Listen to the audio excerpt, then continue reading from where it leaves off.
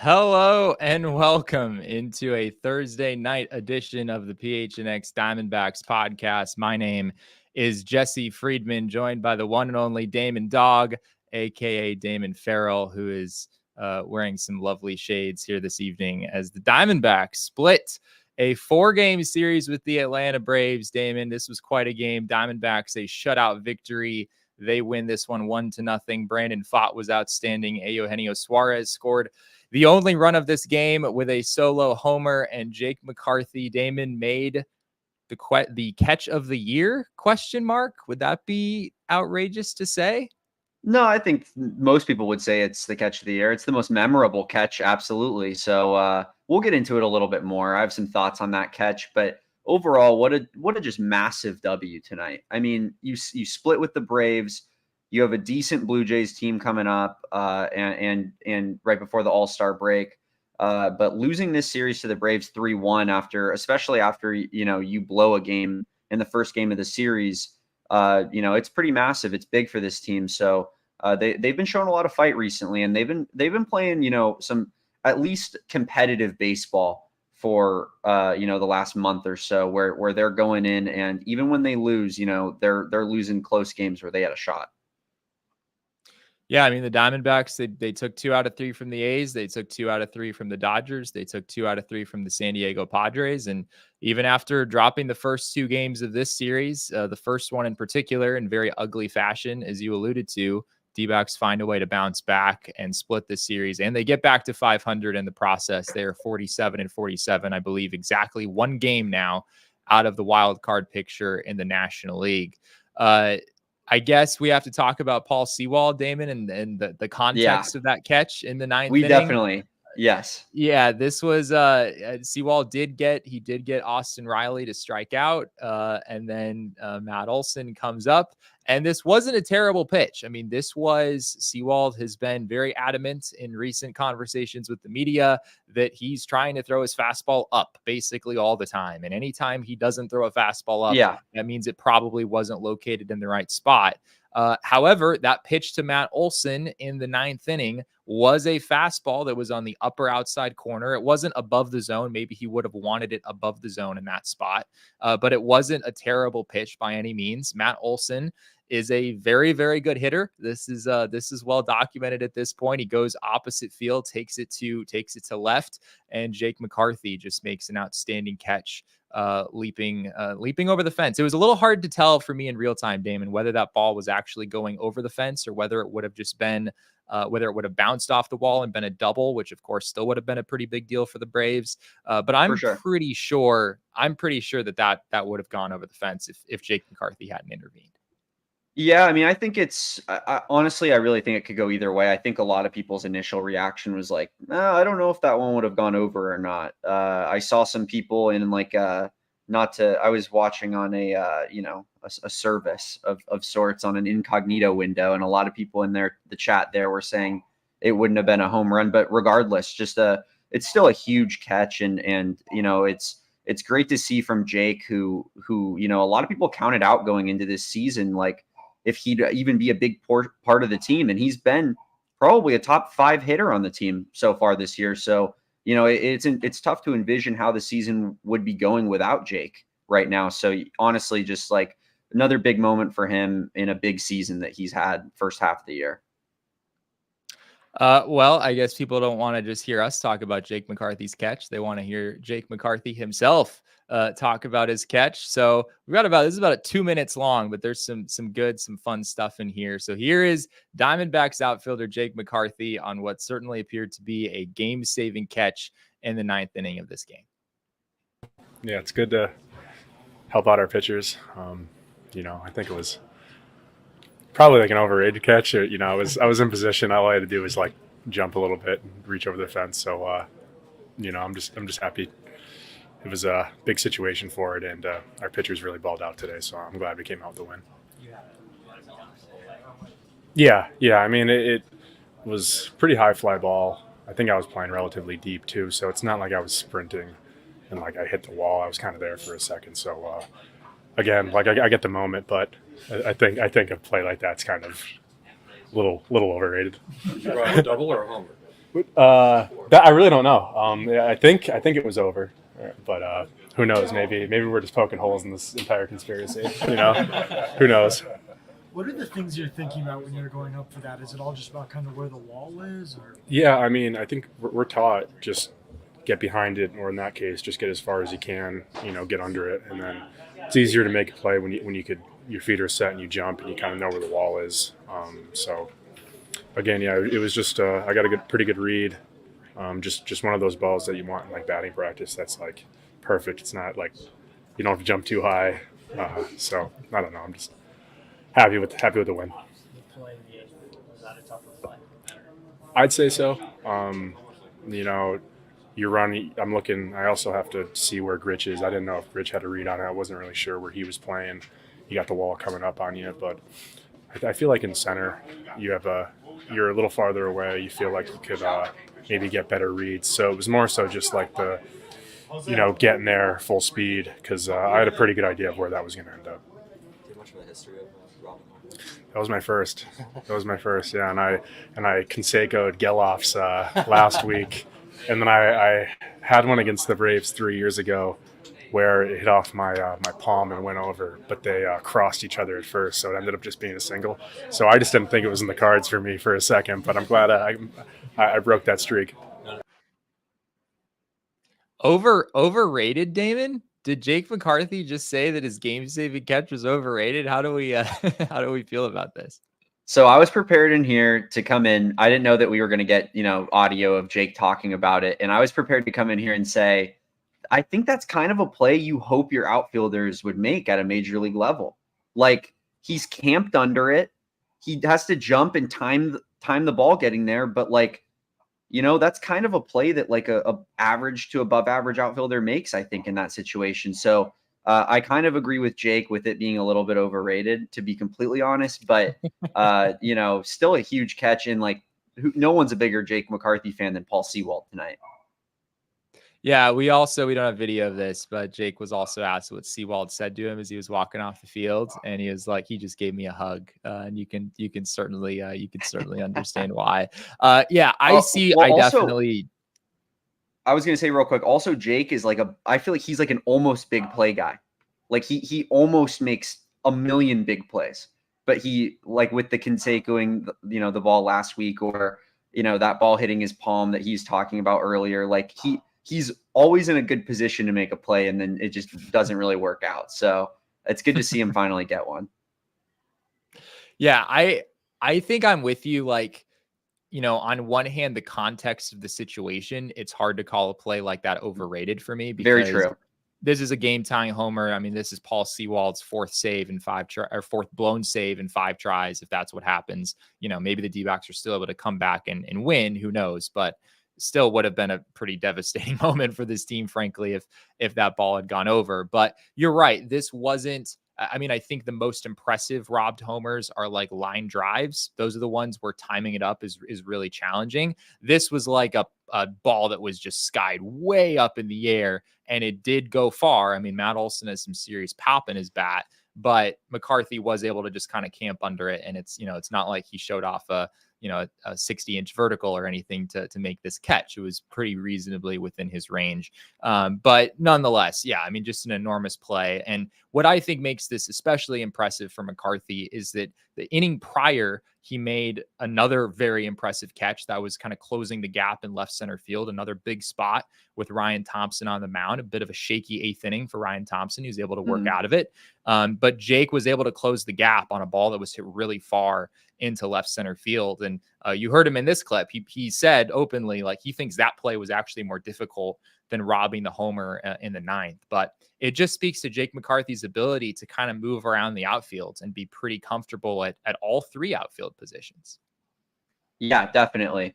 And the basketball and football guy says Corbin would have misplayed it and let it go over his head. Just saying. I don't know. There's maybe something to be said about that. But Corbin's not tall, so maybe it's a little more challenging for him. Yeah, and Jake's a really athletic guy. He's pretty much every bit as fast as Corbin, but at a significantly bigger size. He probably doesn't have the acceleration maybe that Corbin has, but he's every bit the athlete overall. So and they were talking about him on the radio broadcast. Like, he was the number 2 running back in the state of Pennsylvania behind Saquon Barkley when he was in high school. So like the dude is a hell of an athlete. My favorite thing about this, Damon, is that I think it was literally yesterday, Paul Sewald, he speaks to the media after ending his streak of blown saves. And one of the comments he made was, he was talking about giving his defense a chance because Geraldo Perdomo made such an incredible play to start that inning. He was like, I just got to give my defense a chance. And he said something along the lines of, they can't do anything about it when the hitter hits it over the fence. And Jake McCarthy today showed that, in fact, in some cases, they can do something about it, even when the opposing team hits the ball over the fence, because Jake McCarthy literally pulled one back that was over the fence. I thought that was a pretty hilarious connection. But an incredible play there by Jake. I mean, maybe it wasn't like, maybe it wasn't the most challenging game-saving catch that we've ever seen, but it was still a game-saving catch. It was still a home run robbery. I feel pretty good about saying that ball would have been gone if Jake doesn't intervene.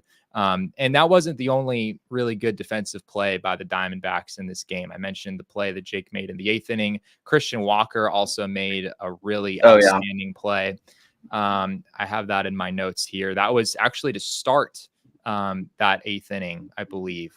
Eddie Rosario hit a line shot down the right field line, and Christian Walker just magically somehow was able to make that grab moving to his left. So the Diamondbacks defense is obviously it's one of the strengths of this team. It's been a strength for this team for a while, and that really showed itself tonight.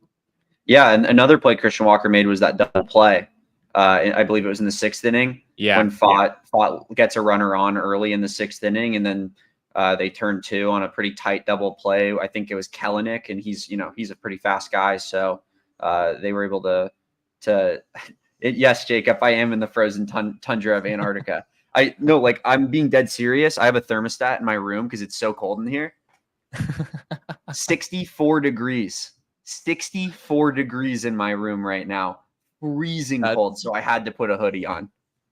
What does your utility bill look like, Damon? That's got to be rough, man. Dude, like this, it's set for like 73 right now, but it just gets freezing in my room. It's really unfortunate.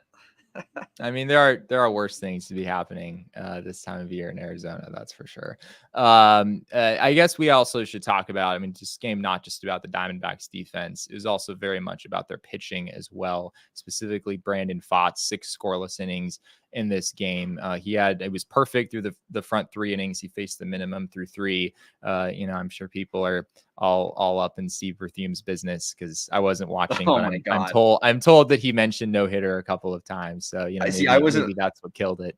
I wasn't watching at that moment. I was listening on the radio, but like it's just like the last week with Sewald. I don't know if you heard about that, Jesse, but when the third opportunity came up, the third blown save opportunity came up, Steve fit in. Sewald has never blown 3 saves 5 times in a minute. And he just kept saying it over and over again. And you're like, you're testing fate to happen.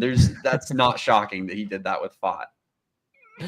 Yeah, I do kind of get it. Like, I don't know, as a broadcaster, I'm thinking of people who might just be tuning in, who don't know what's happened so far. Like, you want to keep people updated. But yeah, it is what it is. Brandon Pfaadt did not throw a no-hitter in this game. He did not throw a perfect game, but he did still pitch really, really well with 6 scoreless innings. As I mentioned, only 3 hits allowed, didn't walk anyone, 4 strikeouts, sharp across the board.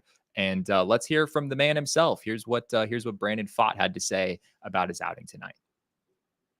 Yeah, I think everything felt good. I think the heater was playing really well today, and we kind of stuck with that for the most part. And I think looking at the big picture, it was a great team win. There was great defense, and I think that helped us get the win today for sure. Is there any common thread for you between these last 3 starts? What do you mean? That have all been really good starts. Yeah, I think the fastball velo's been up, so I think that helps off speed. Mixing in the sinker with the 4-seam definitely has been playing very well, and I think definitely attribute that. And I think those 2 pitches have been great, and obviously the slider off that, and I think just being aggressive. That's the goal going out every time out, and I think we've been doing that. Why do you think the fastball velo has been so high? Maybe I'm getting stronger. I don't know. I think it's just that part of the season where I'm starting to feel good and the ball's coming out good. Don't really have a strict answer for you, to be honest. Maybe he's just getting stronger, Damon. Who knows? That's my goat, Jesse. I love that guy so much. I love watching him play baseball. Like I was thinking about this on the car ride home where I was listening. Like, has he kind of like made the narrative that the Diamondbacks can't like develop a starting pitcher, like kind of go away a little bit? Like he in general just makes me feel a lot better about the organization as a whole. Like the fact that his stats weren't always that incredible. He struggled to come in as a rookie. That would crush a lot of people, but Brandon Pfaadt like just continues to get better and better all the time and is just like by far has been the best starting pitcher on this team this year. I think that's a totally fair point about the Diamondbacks developing pitchers. I mean, they're really, some of these guys have shown glimpses, like Ryan Nelson has pitched better lately. Tommy Henry had some good moments last year for sure. But in terms of a consistent starter who, is pitching deeper into games and really has a clear future as a starting pitcher in this league, Brandon Pfaadt is kind of on an island by himself right now in terms of guys the Diamondbacks have developed in house. This current regime under Mike Hazen, I don't think there's anyone else that really compares at all. And even you probably go several years before that, the Diamondbacks just Definitely. As an organization, for whatever reason, have really struggled to develop starting pitching. They've had some success on the position player side, but the starting pitching side has been a struggle. So yeah, I mean, Pfaadt after this game, he has a 3.97 ERA. He got that number under 4. And, he was clipped a little early today. 86 pitches through those 6 innings. You could argue he maybe should have gone back out there. It would have been against the middle of the order. Torrey wound up going to Kevin Ginkel to face Austin Riley, Matt Olson, and Marcell Ozuna. And it worked. Ginkel has been just unreal lately for the Diamondbacks. He did give up a leadoff double, so he was in a bit of trouble in that 7th inning, but he bounced back and was able to work through the heart of the Braves order and get the Diamondbacks out of that inning. Yeah. Our not the best outing from Ryan Thompson. Paul Sewald bailed out a little bit, but Kevin Ginkel continues to look really good recently. Like, I mean, he lets a runner on, but then I never really felt, I wasn't that scared, honestly. Like I was feeling pretty comfortable with Ginkel up there the way he's been throwing recently. So yeah, love what we're seeing out of him as well. You got a pretty good bullpen, on paper. We were talking about it yesterday with Jordan Schusterman, but like, I mean, getting a top end left-handed guy would make this bullpen catapult it into like elite level status potentially. So hopefully we get that guy.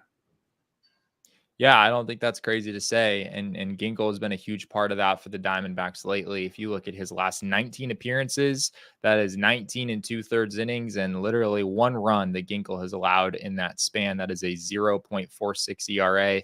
His ERA for the season is now 2.48, which is exactly the same ERA that he had a season ago. So any of the, Kevin Ginkel is regressing narratives, at least from what we've seen lately, that does not seem to be the case. He has been really good for the Diamondbacks as of late. And I think because of how good Ginkel has been, you probably felt a little bit better about the Diamondbacks going to the bullpen in that spot. Justin Martinez, I don't think was available today.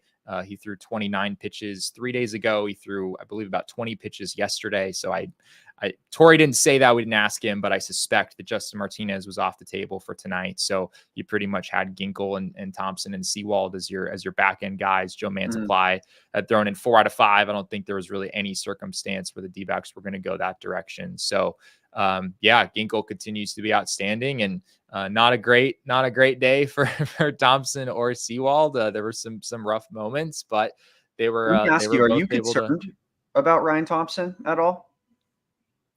Yeah, I think that's a fair question. I mean, it definitely hasn't been as sharp lately, but I mean, it kind of goes back to what we've said about Sewald lately, which is that if you're expecting the guy to have, an ERA that starts with a 0 the whole year, or even an ERA that starts with a 1 the whole year, like that's just not really realistic for pretty much any reliever in the sport. I mean, you're gonna have a few guys every year who, finish with ERAs that start with a 1, but it's a really, really small group. And it's not, you know, as relievers, you only control so much. You're pitching in, you know, such short spurts that, you know, there's even kind of a luck factor, I think, that sort of plays into that as well. So, For sure. yeah, I get, like, you know, some concern for Ryan Thompson. It hasn't been as sharp lately, but, you know, I think some regression is probably understandable in his situation. I mean, he gave up 1 run after the Diamondbacks acquired him in the regular season last year. And I think his ERA now, I don't have it in front of me, I think it's still in the low 2s. So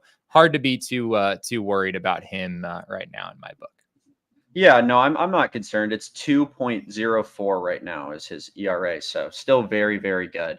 Yeah. And the way I see it, and Sean brings this up, and it kind of goes into my point. He says Ginkel in the closer's role is too shaky for him, and I like bring it back to when Kevin Ginkel was the closer at the start of the season, and he wasn't pitching very well. And you know, that's kind of. And I never really was thinking to myself, like, I think Kevin Ginkel's finished. I was thinking to myself, like, I think he's having a little bit of a rough start, rough patch, and like he's going to figure it out. And he did. And that's kind of the way I view Ryan Thompson right now. Like, it doesn't look the prettiest, but like I've watched enough Ryan Thompson just like dominating other teams to this point, like not like fluky type of performances. He's going out there and like ground ball after ground ball on guys. And you know, I trust him to work out of it. I think, you know, he's not like, I still trust him to be one of our top level guys moving forward. The Diamondbacks did score a run in this game. They didn't score any more than that. You couldn't tell by the way we did this show so far. Yeah, we haven't talked about offense at all to this point, and we should probably do that. Eugenio Suárez, Damon, did the thing again. He hit a solo home run on what was, again, really not a very bad pitch. I mean, it was a breaking ball on the outside part of the plate, squared it up pretty much to straightaway center. This one wasn't 452 feet like the one that he hit yesterday, but I think it was 437, which is still pretty impressive. He continues to kind of be emerging here for this Diamondbacks offense. Yeah, he's playing a lot better, and he needed to, because like he was playing so bad that it's like genuinely like we might get rid of you territory. So like him doing this is like legitimately necessary, and he was due. Like, honestly, like he's due for a good little stretch like this based off of how bad he's been. He's been somewhat of a streaky hitter at other portions of his career, if I'm not mistaken, like where he's had bad starts, not quite this bad, but bad starts to the season, kind of figured it out as he goes. So hopefully this is just kind of like the Kickstarter to get him going for this year. Cause you know, second half of the season, if we can get even just Geno hitting 240 with with a 700 OPS, like that would be huge for this team. Huge for this team. Yeah, 100%. Totally would. And, you know, he's still got a ways to go. I think his OPS is in the 650 range at this point. So his season as a whole, like the numbers aren't jumping off the page or anything at this point. But you look at his numbers in July, he's hitting 333 now this month. He is slugging, I believe it's 727. With that homer that he hit. He also drew a walk in this game, 1 for 2 with a walk. So yeah, another big day for Geno, and they've been timely hits too. Like there have been 3 games now in just the last week that, I mean, you can't really win a game single-handedly, but like Geno has almost won those games single-handedly, at least on the offensive side of the ball. You know, driving in 3 runs yesterday with the 2-run homer, and then doing what he did today. There was a game in San Diego where he was all over the place as well. I think he had 3 RBI in a game there. So yeah, he's coming around. And I guess my question to you is, are we at a point where we're not having, you know, the DFA Eugenio Suárez conversation anymore? Are we not having the acquire a third baseman at the trade deadline conversation anymore? Well, I think both those questions are easy answers for me. Like, I think I never really was having the DFA Geno conversation because I just don't think that's how the Diamondbacks operate. Like, maybe that was how you felt personally that they should have done it, but I just don't think that. I never felt that way personally. I'm not talking about you. I'm talking about like just the person, anybody that I'm speaking to, the ether that I'm speaking to right now. But there are a few people out there who have felt that way for sure. A loud few for sure. And And I just think like Torrey and Mike are going to stick with their guys, and they're not going to cut them before the All-Star break of a season. So I don't think that was ever really realistic. But so I'm putting that to bed. But the trade thing is another, like, he hasn't shown enough. This hasn't been a long enough sample size where all of a sudden I'm like not looking at acquiring a good third baseman if there's one available for a price that I'm okay with. Like, I'm still looking, if there's a good platoon third base option, I'm still absolutely approaching one. Yeah, and the Diamondbacks are still going to need a third baseman for next year, presumably. I mean, I guess maybe there's a world where Geno plays so well between now and the end of the season. I don't think so. That they pick up the option. Yeah, I don't really think so either. I think it's about 15 million, something like that, they'd be paying him next season. It doesn't seem too likely in my mind. So it is a need beyond this season. So if the Diamondbacks were able to find someone on the trade market who would be controllable beyond this season, then that could maybe make sense, because you're helping yourself in the interim, and you're also kind of getting ahead of some stuff you'd need to do in the off season. So it's going to be tough, though. I mean, I know we talked about Luis Rengifo a little bit yesterday. I looked at his Baseball Savant page, Damon, after our show, and I realized that the lofty numbers that he's put up to this point may or may not look sustainable. So yeah, I don't think there's going to be. Did you? Yeah, there's a lot of blue happening there. There is. And I just wanted to say real quick on Geno, like, I feel like the way that he's succeeding right now is kind of the way that we envisioned him succeeding. Like, he was always going to be swing and miss, home run, feast or famine guy. And we need him to hit home runs to be a valuable player, because if he's not hitting home runs, he kind of stinks at the plate. So if he can give us some home runs on a consistent basis, like we've seen a little bit more recently, like, that's what's going to make him a valuable piece to our team. And it basically won us the game tonight. I mean, outside of obviously a dominating pitching performance, but like, we need one run to win. So shout out Geno. Yeah, it was big. It was very big. We'll see if Geno is able to keep this up. Torrey did talk before the game yesterday about how Geno has a history of kind of heating up in the second half of the season, like kind of starting slow and then heating up in the second half. I looked into that a little bit last year. He did very much do that with the Mariners last year. To me, the expected stats were pretty much identical from the first half to the second half. It was just like the kind of the surface level numbers that changed. So to me, I wasn't reading into that a ton, but I mean, that doesn't mean that Geno couldn't follow that path this year, where, maybe we look back on April, May, and June as being, kind of an aberration. I mean, not that we're expecting Suárez to have a 900 OPS the rest of the way or anything, but even if he was just a league average hitter or something like that the rest of the way, I mean, the Diamondbacks last season did not get anywhere close to league average production from third base. They were looking for Suárez to come in and kind of be a high floor option at third, where you figure the defense was going to be solid, the hitting was going to be at least good enough, better than what you had gotten the year before, and I think he still has a chance to do that this season. For sure, absolutely. Well, you guys are going to make sure you want to sign up with Bet365. That's our new gambling partner that we have over here at PHNX. Bet365 has the best odds in gambling. I think that's actually pretty much a consensus opinion, that their odds are always great. And we have something pretty cool in the works. I think I'm allowed to say this, but Bet365 is going to be having some PHNX boosts with me and Shane Diefenbach sending some stuff their way. So make sure you guys are signed up, because I'm going to try to get some good D-backs bets in there for some D-backs boosts potentially to win us some money. Should be a lot of fun. Make sure you guys are using code PHNX365 at sign up. Whatever the sport, whatever the moment, it's never ordinary at Bet365. It's kind of like becoming a more popular book in America, Jesse. I think it's been kind of an international book that's big in England and stuff for a while. So it's cool to see it making its way over here to the States, and we're happy to partner with them over here at PHNX. So at Bet365, they don't do ordinary.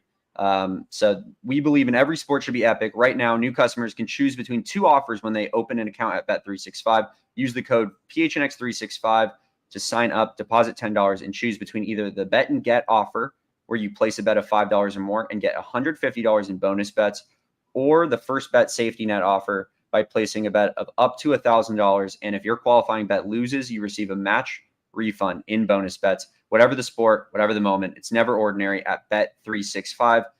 And they also have like an MLB early payout offer, which is pretty cool for baseball bettors.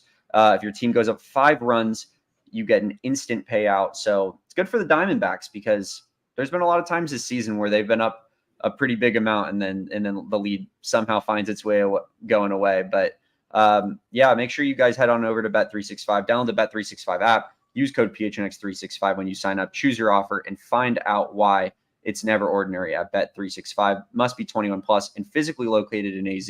If you or someone you know has a gambling problem and wants help, call 1-800-NEXT-STEP, text NEXT STEP to 53342, or visit problemgambling.az.gov.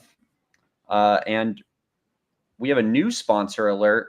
And actually, I was going to suggest that maybe we kind of toss it Paul Sewald's way tonight, but then Jake McCarthy saved them. And that is with Indeed, Indeed.com. If you guys are looking for a job, make sure you guys hit up Indeed. It's the best job site out there right now. We're happy to have start a new sponsorship with them as well. And like I said, I think Paul Sewald was dangerously close to hopping on Indeed tonight. Having to look for a new job. Is that what you're implying? Yes. Type in MLB teams and see if there's any other teams looking for relief help or a closer potentially that they have on Indeed. So that is where major leaguers go to look for jobs, Damon. They go absolutely, they go right to Indeed. There you go. No doubt. That's just because Indeed's the place that everybody goes when they're looking for a job. So if you need to hire, you need Indeed. They're also a hiring site. That's true as well. So if you're, if you own a business or you work for a business in a employer capacity, make sure you hit up Indeed for, getting any sort of employees in there. If you need to hire, you need Indeed. Indeed is your matching and hiring platform with over 350 million global monthly visitors, according to Indeed data, and a matching engine that helps you find quality candidates fast. Ditch the busy work. Use Indeed for scheduling, screening, and messaging so you can connect with candidates faster. And Indeed doesn't just help you hire. 93% of employers agree Indeed delivers the highest quality matches compared to other job sites, according to a recent Indeed survey. It's just the best job site out there. I'll be honest, I have a friend that I might send over to Indeed right after I get this show over, because he needs to get a job. So join more than 3.5 million businesses worldwide that use Indeed to hire great talent fast. And listeners of this show will get $75 sponsored job credit to get your jobs more visibility at Indeed.com/ALLCITY. So just go to Indeed.com/ALLCITY right now and support our show by saying you heard about Indeed on this podcast. Indeed.com/ALLCITY. Terms and conditions apply. Need to hire. You need Indeed. Let's look at the count, shall we, Damon? Look at some numbers from this game. Of course, the count is presented by Desert Financial Credit Union, and not a lot of offense to speak of, really. Of course, the Diamondbacks win this game 1-0. They out-hit the Atlanta Braves 6-5. Neither team had a hit with runners in scoring position. The Diamondbacks were 0 for 3. The Braves were 0 for 4. 9 strikeouts on the D-backs side compared to 6 on the Atlanta Braves side. Diamondbacks did have the edge here in hard hit rate, 52.6% for D-backs hitters compared to 40% for the Atlanta Braves. Ina Jackson made a good point in the comments here. I'm hoping I'm saying that first name right. I apologize if I'm not. How critical is that switch to having Alec come in and move Jake to left field? I think that is a very valid point, because as much as that catch by Jake McCarthy was very big, Jake McCarthy did not play left field for the vast majority of this game. Randall Grichuk got the start out there for the D-backs. So yeah, good point there. That was huge for the D-backs, Damon. I don't know if Randall Grichuk is able to make that catch. Yeah, no, probably not. Grichuk's not a bad defender, but Jake McCarthy is obviously like 98th percentile sprint speed according to Baseball Savant, and like he was camped under that ball essentially. So it helps to have a little bit of speed. Maybe Grichuk had a chance of timing it a little bit better. Like maybe he wouldn't have been like so under it, like kind of waiting for it to move forward. Maybe going back, he could have had a chance at it, but definitely Jake, put himself in a good position to make that play. I think we have a couple of super chats here we can get to. Yeah. Let's see. Kevin Haskey, last 3 series felt like a heavyweight fight. Yeah. The Diamondbacks have played a lot of very emotional baseball games in the last week and a half. It felt like pretty much every game in LA, whether it be because it was a heartbreaking loss, which was the case in that first game of that series, or because Christian Walker was like, joining Willie Mays' company on some lists because of what he was doing at Dodger Stadium. And then the Padres series was similar. I guess the last game there was a little bit more normal, where the Diamondbacks just sort of, won that game straight away. There wasn't quite as much chaos, but the first couple of days in San Diego were also very chaotic. And then, of course, the first game of this series going the way it did, this game being obviously very, very close until the very end, with Jake kind of saving the day at the end. So yeah, it's been a lot of heavyweight. A heavyweight fight is a really good way of putting it. And that's actually I don't think Torre was making excuses, but after the Diamondbacks lost the first 2 games of the series, that was a point he made, that the team, exhausted a lot of like emotional energy during those Southern California games. There were a lot of really tough fought games in there. And, the D-backs maybe came back to Arizona a little bit flat, but of course they kind of found their way here again over the last couple of days. I mean, and you're talking about the last 3 series, like really isn't it 5 of the last 6 series? I mean, we're going back to the Phillies and Twins series as well. Like those are really good teams. And, we kind of got, beat up by the Twins at the end of those series, but we won. They were opposite in a way of how things went for the Diamondbacks against the Dodgers and the Padres. They won the first game in both the Phillies and the Twins series. You're feeling good going into the next 2, saying like, we're going to probably get a series dub here against, 2 pretty good ball clubs. And then you drop the ball and get smoked in the next 2 games. And then the opposite for the Dodgers Padres, you drop those first 2 games in heartbreaking fashion. And then you like pretty much thoroughly outplay them for the rest of the series. And it's unfortunate that we couldn't get the series win against the Braves here, because it's kind of just another series where you're like, we left something on the table, which is a lot with this team. Yeah, it is a lot with this team. I mean, the D-backs in each of their last 3 series, there have been there's been a backbreaking game, really. You could pretty easily see a scenario where they swept the Dodgers, or where they swept the Padres, or maybe not swept the Braves, given the way the Tuesday game went, but taking 3 out of 4, pretty realistic given what happened on Monday. We do have one other super chat here from I think I'll handle this one.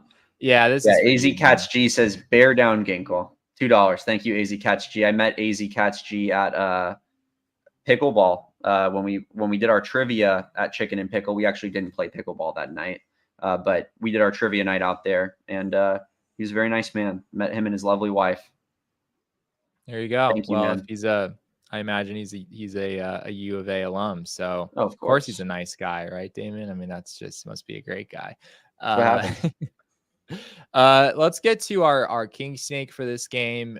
We very much could have given it to Jake McCarthy. You could argue we should have, but Brandon Pfaadt was very, very good in this game for the Diamondbacks. 6 scoreless innings. If he doesn't do what he did, then the Diamondbacks are probably not in a situation to be winning this game in the first place. So Pfaadt is our king snake in this one. 6 innings, 3 hits, no runs, no walks, 4 strikeouts. This is 3 consecutive, very, very good outings for him this season. Of course, the last one was cut a little bit short when he took a comebacker to the ankle area. I believe it was his left foot.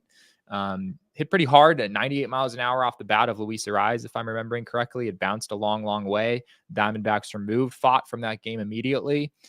I asked Pfaadt about that after this game, if he felt anything in the ankle, and he said he basically forgot all about it. So nothing but good news on the injury front for him. Yeah, no doubt. And I was ready to go to war for Brandon Pfaadt tonight. Jesse had Geno before Jake's catch. Even Jesse had Geno in as King Snake. Full disclosure, and I told Jesse, next time I see you, I will fight you if Brandon Pfaadt is not the King Snake. And I'm prepared to fight any of you in the chat if you disagree with me either. So hit me up. Brandon Pfaadt, what a performance against the Atlanta Braves! Like, just so good. The guy's off 0 walks. Like, he does it every game. It feels like we're just used to that at this point. Like he walks 0 or 1 guy every single game. Jesse, he all the guy does is throw strikes.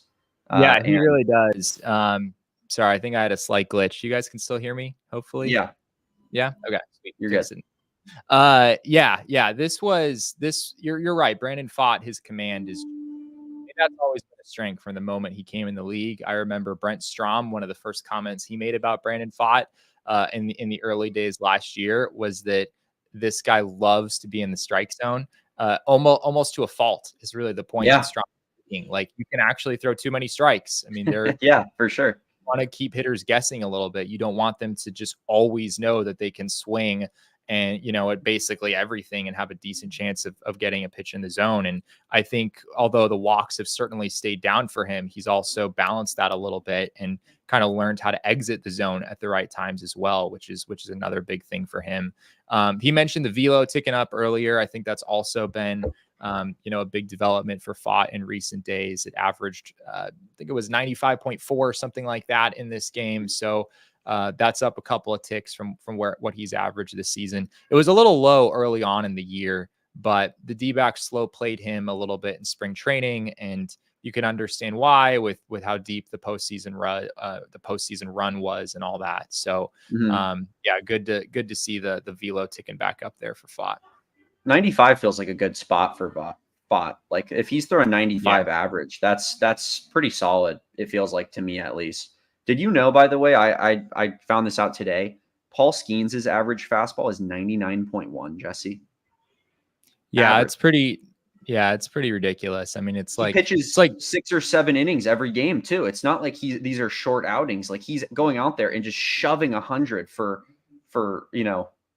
7 innings. It's nuts. Yeah, it is totally wild. I mean, it's like Justin Martinez maintaining his velocity basically for an entire game. And I'm glad you mentioned Paul Skenes, Damon. We'll get back to D-backs talk here in a second. But Paul Skenes, for those who don't know, threw 7 no-hit innings today. I believe that was against the Milwaukee Brewers. Just unbelievable stuff from him. He wasn't given the opportunity to finish the job. I think he had 99 pitches. Can understand, but also that's lame. The Pirates wanted to save his arm, I suppose, which I can understand. But we did hear, Damon, from manager Torey Lovullo earlier today, who of course is tasked with choosing the starting pitcher for the National League in the All-Star game, and he has a few solid candidates, but I don't think there's anyone who's clearly separated themselves out of the group in the National League this year. And Torey today did not name his starting pitcher, but at the same time, he only singled out one person, and that person was Paul Skenes. He basically said, I am going to be, Skenes has come on very strong. He's been unbelievable. Torey talked about how he's good for the game and how he is going to be aware of that when he's making this decision. So he didn't finalize it, Damon, but to me, it sure sounded like he was maybe leaning in the direction of Paul Skenes being the starter.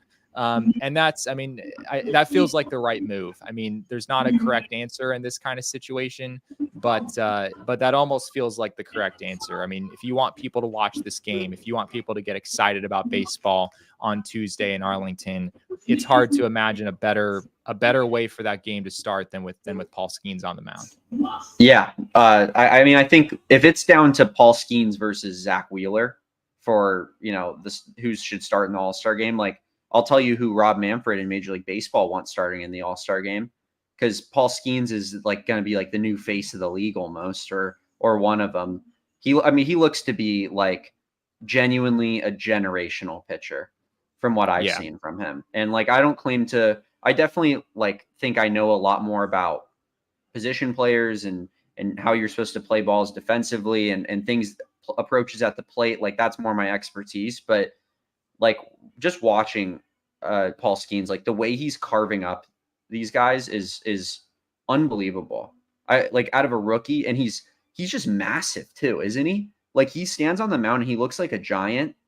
He's not only is he tall, he's huge. Like that guy is just unreal. And yeah, he probably should be the starter in the All-Star game. And it sounds like that's where things are trending.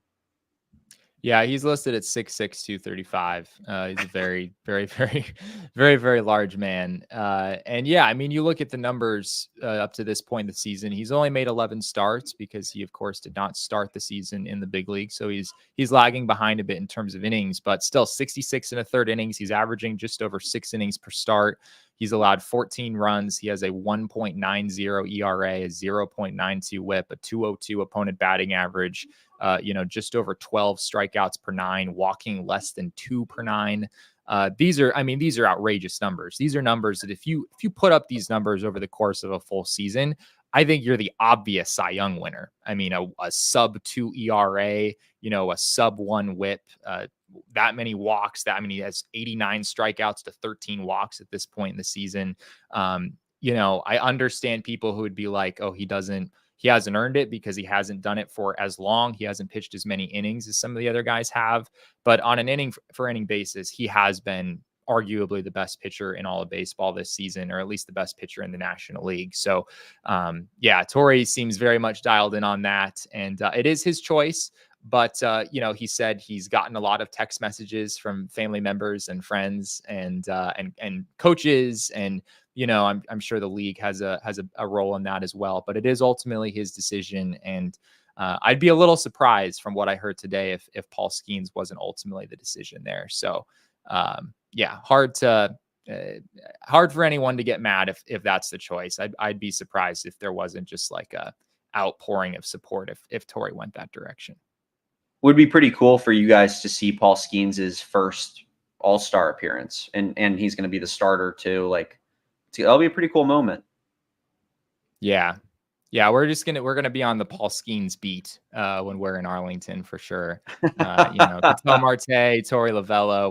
We're not there to talk to any D-backs, Drew Jones, Davis, and De Los Santos. We're just there to follow Paul Skenes wherever he goes. We have another super chat here from AZ Cats G. Then we'll get to an ad break here real quick. Damon, do you want to take this? It looks like sure. Like it belongs to you once again. Absolutely. AZ Cats G with the second super chat of the day says, thanks for the kind words, Damon. Me and my wife appreciate it. Love your 97 Final Four banner. Go Cats, bear down Ginkle, bear down Newman. Couldn't have said it better myself. just the two Cats just putting on for the team this year. You love to see it. Yeah, they've both been very good. Ernesto makes a kind of hilarious comment. I think Torrey should go with a lefty opener. We all know that Joe Mantiply is starting the All-Star game, right? Like, I know Joe's not on the current. He's not on the current All-Star roster, but I'm pretty sure Joe Mantiply is going to find his way there, and Torrey is going to get his bullpen game.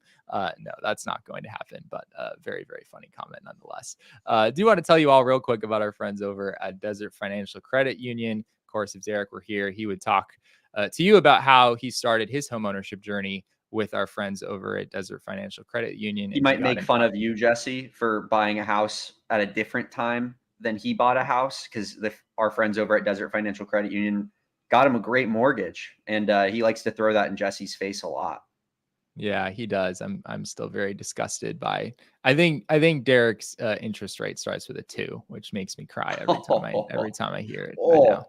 Yeah, neither you nor I, Damon, will ever have an opportunity to do that in our lifetimes. We just have to come to terms with that right now. But whatever your situation is, if you are in the market to buy a home or whatnot, Desert Financial is going to get you the best available rate. And for more than 84 years, they have been Arizona's largest, most trusted local credit union, dedicated to creating exceptional experiences by giving back to the community and providing financial solutions that make lives better. Join a credit union that is committed to giving back to the community and sharing success with its members. You can look to them for checking and savings accounts, mortgages, as we said, loans, credit cards, investment options, and more. When you open a free checking account online, get $200 in bonuses. Get started by visiting desertfinancial.com/200. Yeah, and then of course we're also happy to be sponsored by our friends over at Shady Rays. I opened the show with my Shady Rays, Jesse, and I Yes, run you with did. them. I go on runs with them all the time. You go on runs, like I outside do. runs. I do. I'm a little bit of a weirdo. I'm an Arizona boy, so the heat doesn't really bother me that much. Like honestly, like it does when it gets to like 2 or 3. But like when it's like 10, I can go on a quick run outside. And then I pop on my Shady Rays, and then everybody's like, "Who's that guy running past? Where do you get those shades at?" Because I just look dope in them, and everybody looks dope in Shady Rays. Not only that, but they have the craziest insurance policy, money back guarantee in all of eyewear. It's where if you lose or break your pair of sunglasses, which everybody does, it's like the easiest thing to do maybe in the entire world. Shady Rays is going to replace them just because you already bought a pair of Shady Rays. You'll email them, send over your order number. They're going to send you a new pair. Easy as that. I mean, you just can't beat that when it comes to sunglasses. No one else is doing that. Only Shady Rays. So exclusively for our listeners, Shady Rays is giving out their best deal of the season. Head over to shadyrays.com. Use code PHNX for 35% off polarized sunglasses. Try for yourself. The shades rated 5 stars by over 300,000 people. Real quick before we get out of here, wanted to check in on the upcoming series for the Diamondbacks as they welcome an old friend back to town. Dalton Varsho will be returning to Chase Field for I believe the very first time since the Diamondbacks made that trade. Blue Jays, I believe D-backs went to Toronto last season, so this year the Blue Jays come here. So Varsho will be back in town. Certainly be good to see him. If we take a look at the pitching matchups for this series, we have Ryan Nelson against Yariel Rodriguez going on Friday. It is Gilbert Diaz, the youngster, getting his second career start. He will be opposed by a very solid veteran pitcher in Jose Barrios on the Blue Jays side. And then we have Zach Gallen against Yusei Kikuchi in the finale on Sunday. Damon, the Diamondbacks are sitting right at 500 as of right now. If they can find a way to win this series this weekend, they could go into the All-Star break with an above 500 record. And that has to feel probably pretty good given what the Diamondbacks have been through this year.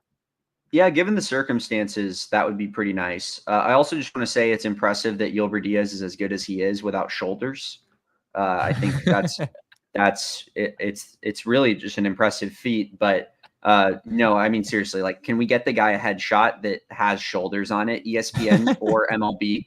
I scoured the earth for a better headshot, and I just couldn't find anything. But yeah, looking at this real quick, like, you got to win that last game if you want to be over 500 going into the All-Star break, right? That's as clear as can be. Like, you need Zach Gallen in that game to go out there and have his best stuff, especially because he's not going to be in the All-Star game. So, like, the expectation should be that, you know, he's going out there and being like, here's why I should be, and gives us something special right before the break. And then that's a tough matchup for Gilbert Diaz, but he had a tough matchup last time out and he pitched really well. We'll see how he does there. Ryan Nelson, I just don't even know what to say about that guy anymore. Like, Ryan Nelson is like, he's kind of become predictably inconsistent. You know what I mean? Where it's like, yeah, you get like 3 awful games out of him, and then you're like, cool, he's gonna go out and shove right now. So hopefully we get one of those like weird Ryan Nelson just like shuts down the other team performances. That would be pretty cool. Yeah, that's what I got. I'm going to be honest. I don't think we will be over 500 at the All-Star break. I'm going to say we're going 1-2 in this series. I mean, it's tough from a pitching standpoint in those first, I guess, the Nelson matchup with Rodriguez. Rodriguez has been pretty good for the Blue Jays this season, an ERA in the mid 3s. Gilbert Diaz was obviously outstanding in his major league debut. It'll be exciting to see what he looks like back on the mound. Maybe you're not expecting 6 innings of 1-run ball every time. But the Blue Jays have underwhelmed a little bit this season. I certainly figured that they would be at the very least, like on the fringes of the postseason picture, like right there, probably in the mix to be buyers at the deadline. And that's not really what's happened, Damon. They are entering this series with a 43-50 record. They are 8.5 games out of the wild card as of right now. There are 5 games between them, or 5 teams, sorry, between them and the last wild card spot in the American League. Obviously, the wild card's a little more competitive in the American League than it is the National League right now. But yeah, this isn't the outcome that the Blue Jays were expecting this year. So this is not, I would have looked at this series on paper at the beginning of the year and figured this was a really formidable opponent for the D-backs. Actually, this is probably the worst team the Diamondbacks have played since the A's at this point.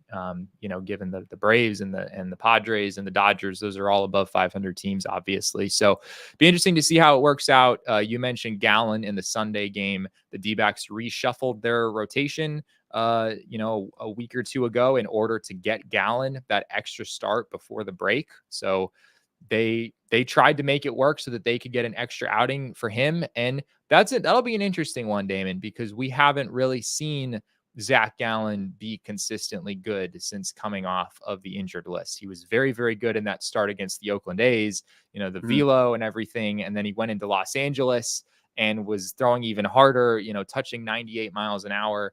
But he wasn't very good in that game. He only lasted 4 innings, didn't give the D-backs much length. They wound up winning the game anyway. But he also, of course, wasn't all that great in his most recent outing. So, it'll be interesting to see what Gallen looks like on Sunday. They wanted to give him this opportunity, and we'll see if he's able to make the most of it. You mentioning Zach Gallen's A's performance was like, I got like Vietnam War flashbacks from doing the 999 challenge of just Zach Gallen going out there and just shoving a one-hit performance over the course of 6 innings. Just to make me and Johnny and Bo just like have to feel the pain of doing that challenge all the more. But yeah, you're right. He hasn't been super consistent since he's come back. It's obviously been a little bit of an underwhelming season because he hasn't been with the team for the entire season. And like any season where Zach Gallen isn't on the All-Star team, I think is an underwhelming season. I think he's at the level where that's a fair statement to make. Like he's that kind of player. So although he's only made it the one time. He's only made it last year with how things worked out. But he started. But yeah, right. Yeah. I think the caliber of pitcher who should be pitching in the All-Star game if he's healthy. I agree. Yeah, I don't think that. Yeah, exactly. And it's not his fault he got hurt. I'm not saying that. I'm just saying that like when he doesn't make the All-Star game, something went wrong where you're like, oh, that's interesting. He should be one of the guys that's there. And he's it would be a big performance. I think it would make D-backs fans feel a lot better if he went out there in that one and just gave you 7 innings and struck out 9 and the curveball was working and just like everything, he gives you a scream off the mound like that. I just need that to make me feel alive again, Jesse. It would be, yeah. I mean, there's no one that you'd rather give the ball to with a chance to kind of make a statement in your last game before the break than Zach Gallen, right? I mean, it just kind of feels right that this is the way that the Diamondbacks were able to make it work out with him starting in that last game. So I'm going to be doing an on the record episode tomorrow, so be on the lookout for that. We'll be talking with someone who covers the Blue Jays and get some more insight on exactly how their season has gone. Specifically, we'll talk about Dalton Varsho and how he's had a pretty good season. I mean, he's such an outrageously good defender that he's valuable no matter kind of what the offensive numbers look like. But he still has really sort of struggled offensively ever since going over to the Blue Jays. I'm a little surprised at what that's looked like. So, we'll be on the lookout for that. That'll be dropping in the audio podcast feed. It'll also be on YouTube. So probably sometime tomorrow morning, tomorrow afternoon, something like that. We'll drop that. It looks like we have another super chat here. I'll take this one as well, Jesse, because this is geared a little bit more towards Cardinals stuff. Josh Espada sends in a $4.99 super chat, and he says, I wonder what JV is doing right now, JV being Johnny Venerable, and then says, probably hating on my Sugar Plum Prince, Marvin Harrison Jr., and thinking about what could have been if the Cardinals traded down. You're probably right, Josh. While this isn't a Cardinals show, I think that's exactly what Johnny Venerable is doing right now. He hates Marvin. Is this just because you're on the show, Damon? Is it like you just bring forth like Johnny Venerable content? People see your face and they're like, oh, we have to Yeah, hate on man. Johnny Venerable now. I talked a little 999 too, so That's I, true. I That's we true. we're crossing over big time, I guess, today. Hold the line, Damon. Hold Yeah, the we line. got to hold the line in here from Sean as well. Oh man. All right. Well, it's getting a little bit late here. I know what I'm about to do though, Damon. I have some of those those peanut butter pretzel Oh, snacks from our friends over at Circle ooh. K in my backpack, and that's definitely going to be my late night snack here as I wind down for the night. If you haven't ever been to Circle K, I'm not really sure how that's possible, frankly, because they're all over the place in Arizona. It's generally the cheapest gas that you'll find in the area. So yeah, I don't know exactly what you're waiting for if you haven't done that already. If you haven't, of course, you should certainly download the app as well. It is America's thirst stop. They have a new free membership program called the Inner Circle that you can join. All of us here are members. It's outstanding. It basically just gives you free stuff and you don't have to pay anything. It's basically the best thing in the world. You'll save 25 cents per gallon on your first 5 fill-ups. You'll save 3 cents per gallon every day thereafter. And you can also enjoy your member exclusive beverage deal. You can get any size Polar Pop or Froster for just 79 cents now through September 3rd at any Arizona location. Find it in the app under Inner Circle, and then you can go to offers. Join the Inner Circle if you haven't already for free by downloading the Circle K app today. Terms and conditions apply at participating locations. Visit circlek.com for details. And when you're at Circle K, hop on into the beer cave, which is really cool because they have unique signs that say beer cave, Jesse. And then it has the Circle KK instead of a C for cave. It's pretty cool. And then you'll pop in there and you'll get yourself some Four Peaks beer, the best beer in all of the valley and all of the state of Arizona. Honestly, the best beer west of the Mississippi. I'm man enough to say that, Jesse, and you should be too. Go pick yourself up some Four Peaks. Go pick yourself up some of that Bad Birdie Juicy Golden Ale. That's one of the best beers I've ever had. It's the official beer of the summer. Me and Bo decided that, and it's that damn good. So make sure you guys pop on over, get some Four Peaks, or just go over to their pub that they have on 8th Street in Tempe. They have the best food there. They have all their beers on tap. You know, draft beer, the best beer you can get. Jesse, you love yourself a little trip down to the Four Peaks Brewery in Tempe. I do. They have the best chicken tenders maybe in the world over there. So, and we have our fans, our diehards, they love the chicken tenders. Make sure you guys visit fourpeaks.com/locator to find all your favorite beers and events. Check out Four Peaks Brew or at Four Peaks Pub to keep up with the latest on Arizona's hometown brewery. Must be 21 or older to drink Four Peaks, and please enjoy responsibly. Big win for the Diamondbacks tonight. They get back to 500, 47-47. This was a pretty enjoyable game to watch, even though there wasn't a whole lot of runs being scored. It was still a pretty entertaining pitchers duel between Max Fried and Brandon Pfaadt. Eugenio Suárez hits the big homer. A little, just enough drama to make things interesting in the later innings of this game. Maybe a little too much drama with Jake McCarthy having to make that catch in the 9th inning, but the Diamondbacks come away with a win. Damon, any final? Yeah, my final thoughts are: could you imagine if we had to do this damn post-game show and there was some, discussion about whether this was going to be had because the boys are going to, the All-Star weekend this weekend. Make sure you guys keep tuned in for all the content because there's going to be shows on Saturday and Sunday.